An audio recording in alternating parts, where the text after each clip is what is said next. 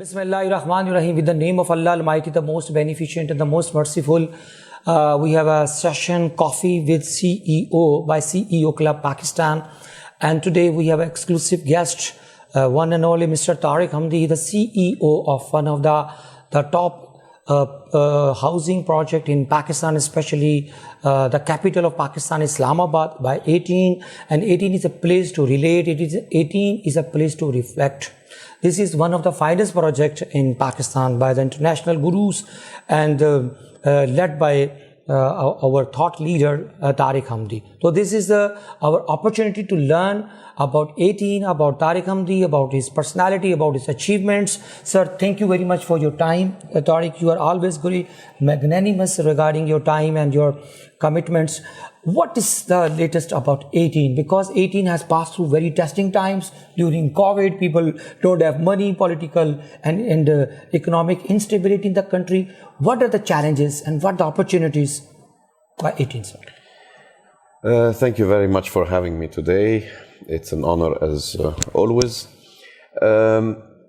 If we're going to talk about challenges, I mean, there has been some very big challenges in the past years. But for us, there is another big challenge as well, which was us being new in the market. We needed to position 18 as a different project with all its amenities and all its design features and all of that. So we came in as new in the market, new in real estate, not new for the country, because our sponsors, the Orascom Group, have already invested in the Jazz and the foundation of Mobilink at the beginning, and Jazz and TWA, which is the undersea cable, and many other ventures. They've been partners with the SAFE Group for more than 20 years. Cool. But in real estate, it was a new thing. So we came in and we had to do a lot of designs, do a lot of market surveys and assessment to be able to identify the needs of the Pakistanis and the needs of the market to have a proper product. So this took a bit of time. Then also land approvals, NOCs and all of that. A bit of bureaucracy that we faced, but being Egyptians, we are quite used to that. We faced a few delays at the beginning, and then when we were all about to be ready and to go full throttle in 2019, we started actually early 2019 the construction for the infrastructure for some of the villas, and then we were faced by a big challenge in 2020. Regarding COVID, because there were site closures, road closures, fear in general. The world, Europe was shut down. Most of our, CPIs, which is client procured items, they are important from abroad. So not only COVID has affected us for 6 months in site closures, has obviously made the resources very scarce.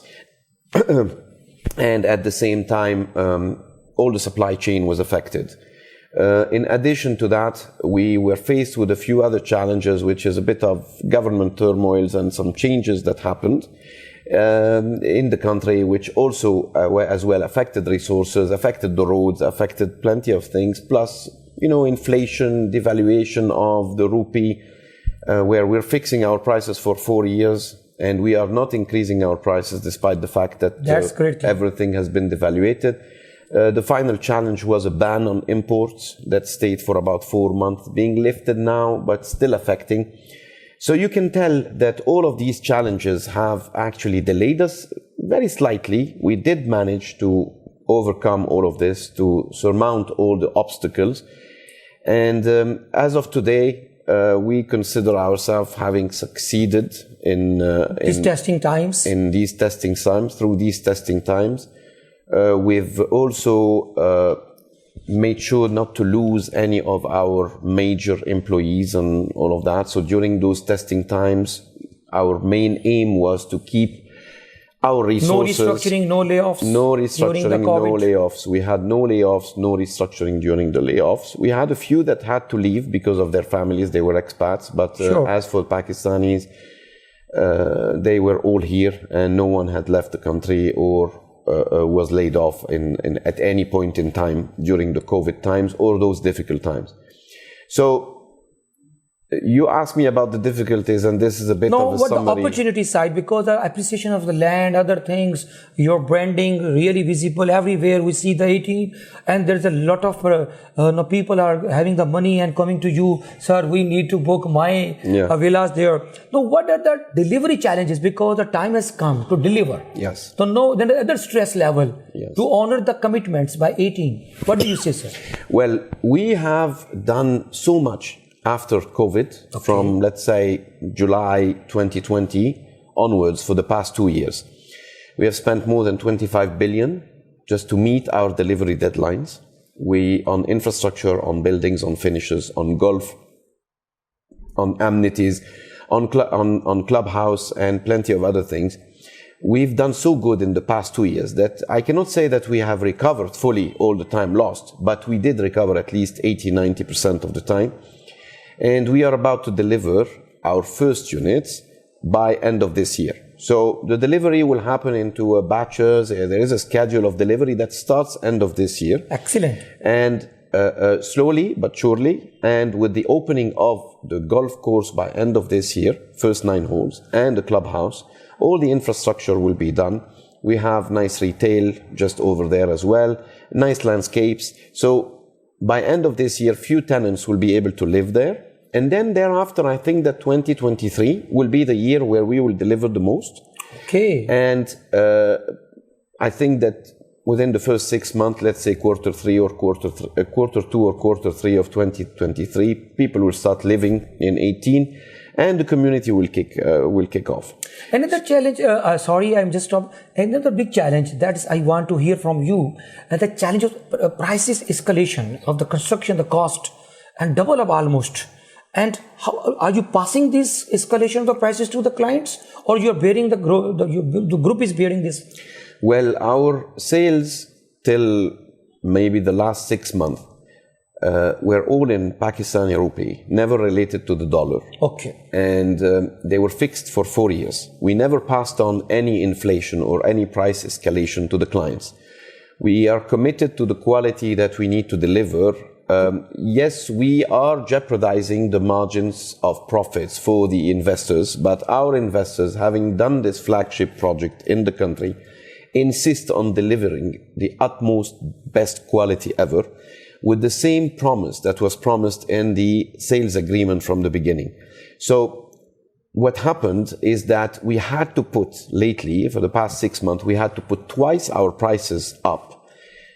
We still have a lot of sales happening because people have the understanding that a ton of steel gone from 106,000 to 230,000 and even more is excessive. The cement going from 400 rupee per bag to 900 almost now. Plus 1,000 plus. Plus 1,000. So we're talking about a lot of cost overrun that we are absorbing. We are still delivering. Some of the unit, I wouldn't say that they have any good margins, but we are counting on the next phase. We are counting on saying that the profits do not have to come early. We need to make people happy first. So we did not pass on any of this inflation or price escalation to the clients. We've kept them. We have never priced ourselves in dollars. We always price ourselves in rupee. Even the expats that work, they are making their money in Pakistan rupee. So you need to know that we are very much trying to make our clients comfortable, and the contractors are quite happy because we are reviewing their contracts. We are adding formulas for them to be able to buy the material at those new costs, because obviously the previous rates were not that attractive anymore, or not workable, let's say, anymore. And what is the opportunity, as you earlier said, regarding the expats and the overseas Pakistani, because they're earning in dollars. Yes. And I think this is a right opportunity for them, because majority of the clients I think will be now from overseas, because Pakistani, the pocket size is now shrinking, diminishing. Yes. What is the special incentive for the overseas Pakistanis? Well, for the overseas Pakistanis, our properties are limited in numbers. So our offering is on the main highway. The land is really valuable. Being developed, the land or the value of the unit have appreciated tremendously. Yes. You go from a 10 marla, good investment. 3 canal to 3 crore for 10 marla, that's gone up to 7-8 crore easily. So even had they paid those 3 crores over the times with the dollar over 4 years, with the dollar escalating, so you could see the value that they have paid for these 3 crores. That is not $300,000 anymore, it's $150,000 as of today. So having to sell it at 7 or 8 crores after that, it's still $350,000 or $400,000, and that's only in 4 years. I do not think that any of the Pakistanis expats are making any sort of that money, having the interest rate very low on deposits in sterling pounds or in dollars abroad. So I do think that the advantage here is that the units, even today, after they have another advantage for the expats would be, is to give you an example, even for a late comer or a late buyer who's buying today for 7 or 8 crores, is still paying the same price that he used to pay, that his peer had paid 4 years ago, as an expat, because he earns in dollars. Yeah, disparity. The ones that are suffering, obviously, are the ones probably that the buyers, as of today, who have to pay for all the escalation, for the devaluation and all of that, who are earning in Pakistani rupee. But the early comers, even in Pakistani rupees, have made a huge investment on it. Big advantage. So I think that there is a lot of upside. It depends on the way you look at it. But for expats, I think that expats or the diaspora around the world, I think that they are actually very interested. And we have seen an increase in demand from abroad, from UAE, from US, from the UK, and from Canada. Despite all the challenges, as earlier said, political, economic, do you think that the real estate sector now just risen and grown up? So what are the opportunities in the next 5 years down the road? Where do you see 18 next 5 years? Well, 18 is 18. It's our first project, and 18 will never be replicated anywhere else, because that's the nature of 18. It's a very exclusive, integrated community, providing lifestyle.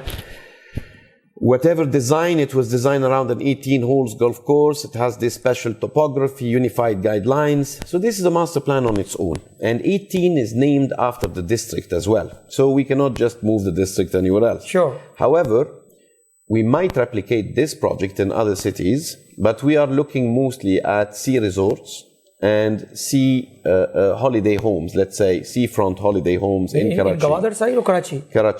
Karachi and on the way to Gwadar. I mean, we have a few sites between Sunyani and the Gwadar. Beautiful. Yeah. So we are looking at these places to provide, again, another nice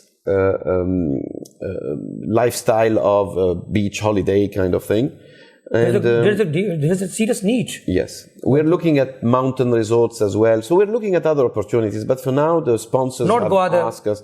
Gwadar, I think, for the time being, might be a step. Yes, it might be a step for the future.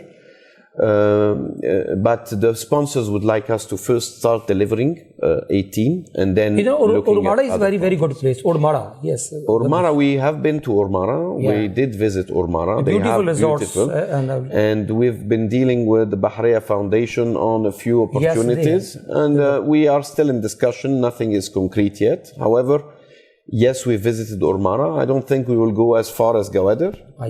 Between Sunyani and Gwadar and Ormara, I think the hammerhead of the Ormara. tourist places, basically. It's a very beautiful actually area. What are the key two challenges for a CEO? The cash flows, because nowadays the CEOs, the whole country is a cash crunch, the cash starved. What is your strategy? How you overcome? Because the biggest stress is stress by the people. The human resource, you are also, last time you were annoyed with the people, the behavior, their attitude, they just, people say something and do something else. Yes, but how you manage both the stresses of the managing people and managing the cash? Well, being annoyed with the people, I wouldn't put it as annoyed as much as I was making a comment, because they are very similar to Egyptians. Egyptians as well, they say something, they do something else. But this obviously in business is a bit of a nuisance. If we go to the challenges, obviously, when it started and the real estate sector in Pakistan not being too developed with the banks, lending in general, financing from the banks which is a usual common practice for all the developers, was a big challenge. So you cannot count only on equity or the client's money. You need to count on the banks that can support you to fast track the development. Finally, in 2020 and late 2020, the banks, the State Bank of Pakistan have eased a bit the regulations. Yes. And all the local banks and the international banks in Pakistan, the likes of HBL, Dubai Islamic Bank, and the others like Khaybar, Bank of Punjab, a lot of them, we have now a really consortium led by HBL Bank that is actually helping us, and they've done great with us. So those banks have supported us, have been our solid backbone, and this is a challenge. So it was a challenge. Cash flow is a big challenge with all these headache for changes, and the banks have supported us in fulfilling that. The second biggest challenge, I would say, is the approvals take a very long time. You get them. The NOCs, we have an NOC. The red tape is by the bureaucrats. Yes, we have NOCs by RDA, by SUI Gas, by ESCO, by Environment Protection Agency, from Civil Aviation, 112. But when it comes, for example, to NHA, we've had delays on the interchange and the access. So you will see that NHA and RDA are a bit detached. Like RDA is granting a housing society. Lack of coordination among There's no coordination that this society will need an access. Then we need to fight for the access. We need to go. NHA has been cooperative, has been a bit delayed. Change in government, it just does not help. Everything changes. Everything stalls, everything gets Policies delayed. change. So for now, we're having better news because let's say NHA, the government and the NHA Council are looking at the whole matter in a more comprehensive way. I can understand this. And things are moving towards now granting interchanges to the housing societies who have got the knock and are fulfilling the requirements. Excellent. So these were the challenges. Now, before we have to wrap up, there's short questions. Yes. What is leadership to you? Leadership to me, I can summarize it in three things. Number one, communication. Okay. You need to communicate with your people. If you don't communicate with your people, you cannot. You cannot lead anyone without communication. The second thing is you need to be around. You need to do the job yourself as well. So you need to be active. You need to move. You need to be mobile. Okay? And finally is you need to trust people. And leadership for me is trust and not to be centralized, but rather create those people who can make decisions. Because you count on people, right? So if you don't count on people, you cannot lead. So for me, it's communication, mobility, and trust. Emotional stability, EQ is more important than IQ for a CEO as per Harvard research. Because you are at the position where you have to show your anger, manage your stress. What is the importance of emotional stability and EQ for a CEO? Look, everyone will be angry from time to time. Everyone will be sad from time to time. And everyone will be happy from time to time. It's natural. It's natural, right? So the only way of making sure that you are moderate in all your feelings and all your reactions is basically to have a nice hobby of your own or a nice sport of your own that you can offload a lot of this frustration, a lot of that. And for me, it's tennis and football. This is what I do. So I try to do 2-3 times a week, some gym, some football, some tennis. And I think this is calming me, although sometimes you cannot help it. But aggressivity and shouting and all of this in leadership doesn't work, right? Yes. They may fear you for a while, but it's better to get things done by respect, by love, by wanting to make you happy or fulfilling the company objective. Tarek Hamdy's mantra of success.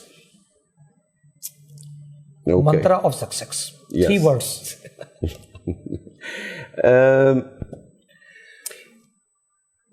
Keep going, right? Keep going, because Churchill said, if you're going through hell, keep going. And, so it's and the way tough, the toughest can go. Keep going. Going and tough. Keep going. Keep going. You keep going, and this is life. You never stop. You keep going. You are dead. Yes, absolutely. What does the Quran says? It says, لَقَدْ خَلَقْنَا الْإِنسَانَ فِي كَبَدٍ. Kabad, what is kabad? It means mashaqqa. It means difficulty, right? Challenge. So, and usri yusra. Yes. After difficulty, there is some ease. And comfort. Yes, of course. So it's important. So to keep going and have faith, just keep going, have faith, believe in it. What is the secret of smile on the face of Hamdy? What is the happiness? I don't know. It's maybe that I love people so much. I am a people's guy. I'm very optimistic. I see the upside in everything. I see an upside in every problem. And as I told you, I keep believing. I believe in what I do. I believe in the success of the things. I believe that if you keep going, you'll always succeed. Last message of optimism for the young people. Pakistani people are very hopeless, young people. And youth, a lot of energy, talent and potential in the youth people. What the message you will love to deliver to Pakistani young people? Look into the camera. Well, I would say to the young guys, you should be very proud of your country. Your country has 5,000 years of civilization. And this is not something that you should just think of it as a small thing. It's a huge thing, because this is what shapes you. Your monuments shapes you. So look at your monuments, and it has shaped you, and it has shaped your civilization. You can do anything. I have seen in my life in the US and in Europe, a lot of Pakistanis very successful, young men, genius. We have here a lot of them. Just keep believing, believe in your dream, because it will happen. You guys go abroad and you succeed. There's not one doctor or one engineer that I have met abroad that is not successful, or here in Pakistan. There's so much. So keep believing. You have to keep believing, because it will happen. If you keep believing, it will happen. God says in His Quran, "Ana 'inda dhann 'abdi bi." And dhann 'abdi bi means whatever the abd will think that will happen to him. He did not say husn or su. He did not say good or bad. He said, "Ana 'inda dhann 'abdi bi," which means that God will give you whatever you believe in. Be optimist, believe, have faith. Thank you very much, sir. Tariq, I'm really honored to have you. It's really different. Thank you very much. Just you are reciting the verses of the Holy Quran. Just I think you have learned by heart. Thank you very much. One thing, one takeaway: the believe in yourself, and the second, after every difficulty, there is some ease by the Holy Quran. And believe in Allah, and believe in yourself, and believe in your country, believe in your dreams, and believe in your goals, and believe in your efforts. Everything will be with you. Just get rid of this illusions, delusions, and disillusion. And last word, sir, is very important. La taqnatu min rahmatillah. Never get disappointed from the rahmat of Allah. Absolutely. Thank you very much, sir. Thank you, sir. Sir, बहुत अच्छा लगा.